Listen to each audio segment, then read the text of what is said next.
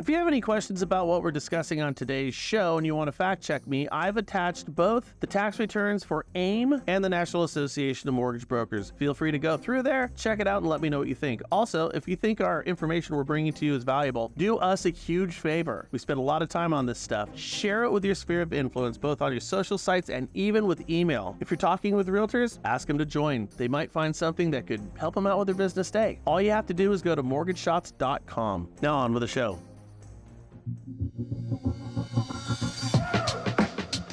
Now, if you've been following any of the latest developments with AIME and this whole broker action committee, I don't think everything is what it appears to be. It kind of looks to be something of a nasty divorce. Now, I think these groups are asking you, brokers, for your support. And when I say support, what they really want is your money. And well, I just keep finding myself scratching my head at all this stuff. Why? Well, let me explain. AIME is a 503c6 not-for-profit trade association.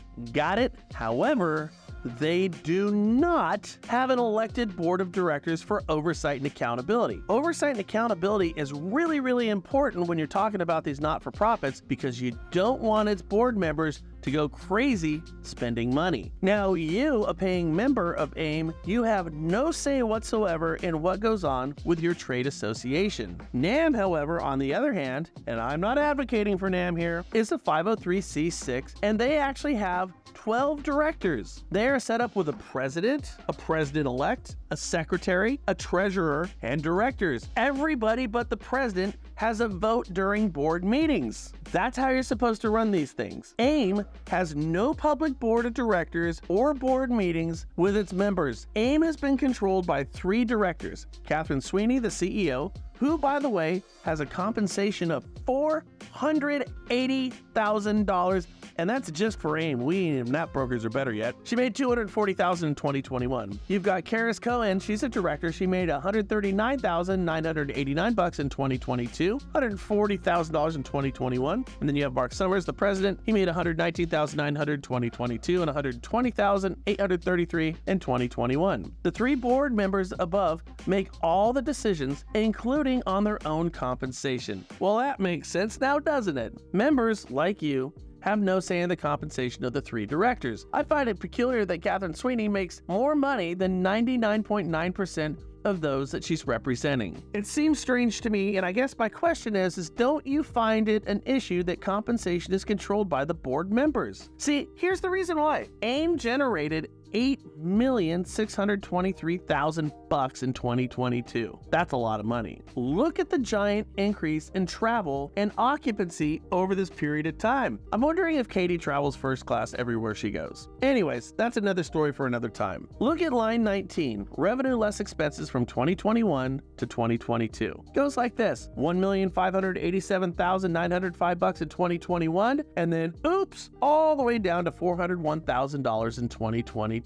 It seems that directors in control pretty much spend the money the way they want to without oversight or accountability. Katie Sweeney, she also owns a part of Brokers Are Better, where she also receives compensation on top of the $480,000 that she's already making. There's a lot of sponsorship money going on to Brokers Are Better, where the sponsors think it's going to AIME. But you see, there are no public financials for members to see other than the IRS 990s on their tax returns. There are no disclosures on how Brokers Are Better is connected to AIME or who actually owns Brokers Are Better. Now, here's a little divorce thing. Katie and Brendan, they're moving on to political lobbying and spend the majority of their time right now chasing politicians, which is probably a good thing. They formed the Broker Action Coalition. The website is brokeractioncoalition.com/backpack, BACPAC. Check out the website. It's a separate entity from the Broker Action Committee, PAC. It's a separate entity from the Broker Action Coalition, the Backpack,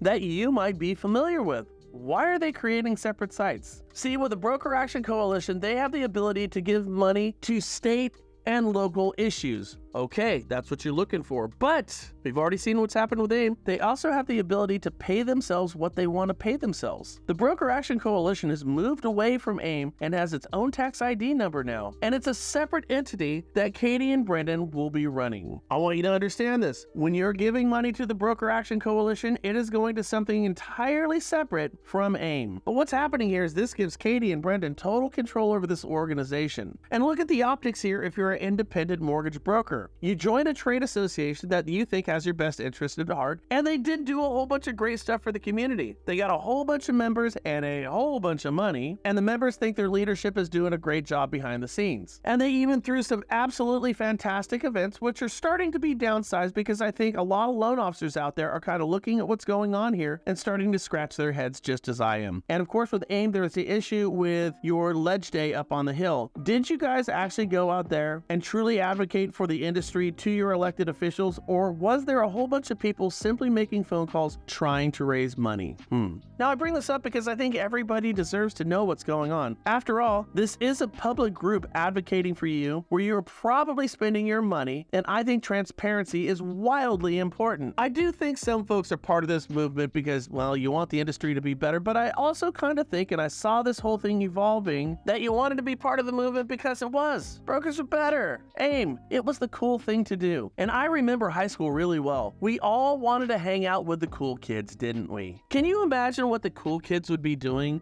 in high school if they had access to a 503c6 not-for-profit? What do you think they'd do? Well, I think they'd raise money at your expense, leveraging their coolness, much to the benefit of themselves and much to the detriment of you and your lunch money. I also happen to think those cool kids at school were oftentimes the mean kids at school too, weren't they? And what the mean kids and the cool kids would do after they took all your lunch money and they put it into their not-for-profit from all the uncool kids, you know, the suckers out there, they'd make sure to get real mean to anybody who had the courage to point out what actually was going on. I think this point is universal at every high school, don't you? And I think it might be taking place in the brokerage community too. And I think this has been going on for the past few years in the brokerage industry as well. And I gotta tell you, black eyes all the way around, and it's really ugly for the industry. Have you ever heard the saying, people who have nothing to hide, hide nothing? I always kind of like that saying. Finally beginning to ask the hard questions.